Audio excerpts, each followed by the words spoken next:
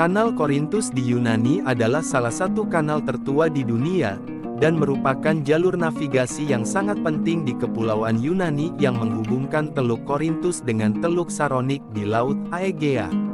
Terusan ini menembus tanah genting Korintus dan memisahkan semenanjung Peloponnesus dengan daratan Yunani. Terusan ini dapat menghemat sekitar 300 mil perjalanan kapal di sekitar Tanjung, memungkinkan mereka mencapai pelabuhan di timur lebih cepat dan lebih aman. Orang pertama yang diduga memiliki ide untuk membangun kanal ini adalah salah satu dari 7 orang bijak dari Yunani kuno dan penguasa Korintus pada akhir abad ke-7 sebelum Masehi, yaitu Periander. Periander yang otokratis adalah penguasa pertama yang memvisualisasikan sebuah kanal untuk menjembatani jarak navigasi yang dihadapi kapal. Namun, Periander meninggalkan proyek tersebut karena kurangnya kelayakan dan karena dia khawatir akan menimbulkan murka para dewa.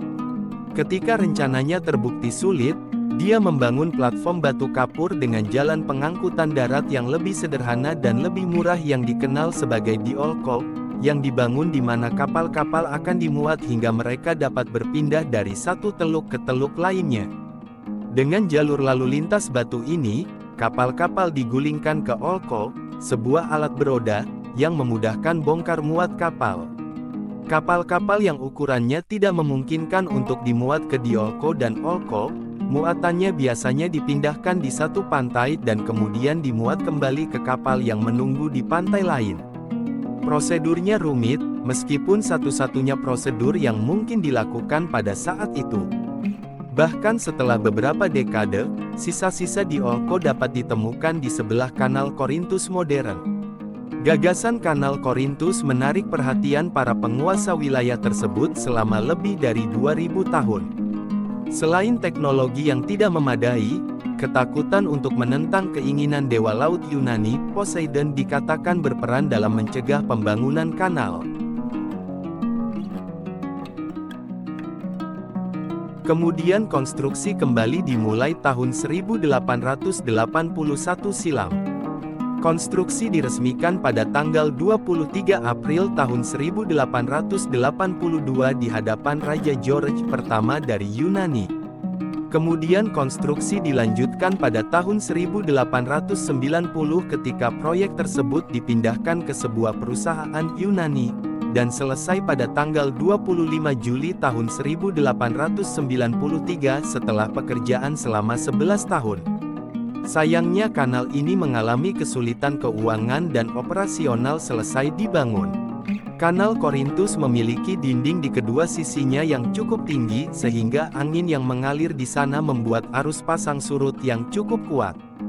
Karena hal inilah yang membuat operator kapal tidak mau melintas di kanal Korintus. Selain itu, penumpang yang naik kapal dan melintasi kanal tersebut tidak sesuai prediksi alias lebih sedikit dari perkiraan operator kapal. Tak hanya itu, dinding batu kapur yang terjadi di sisian kanan-kiri kanal Korintus terbukti rentan terhadap longsor. Bahkan kerusakan serius pernah terjadi selama Perang Dunia II, tepatnya tanggal 26 April tahun 1941. Yang mana selama pertempuran Yunani antara pasukan pertahanan Inggris dan pasukan Nazi Jerman hingga penerjun payung berusaha merebut jembatan utama di atas kanal.